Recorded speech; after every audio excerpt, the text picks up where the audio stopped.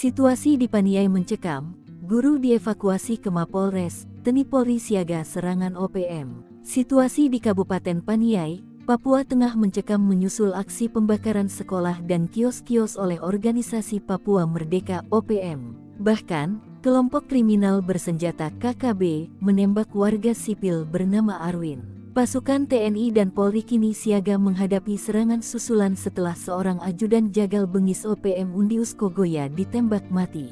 Dilansir Kompas.com, Kepala Operasi Damai Cartens 2024 Kombes Faizal Ramadhani, Rabu, tanggal 22 Mei tahun 2024 mengatakan KKB melakukan pembakaran sekolah dan kios pada Selasa 21/5 sekitar pukul 21.35 waktu Indonesia Timur.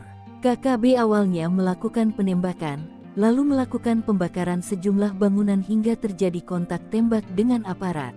Untuk bangunan gedung sekolah yang dibakar oleh KKB yaitu Gedung Sekolah PAUD, SD, dan SMP YPPGI Kepaskopo, Paniai, ungkap Kasatgas Humas Operasi Damai Cartens 2024 AKBP Bayu Suseno.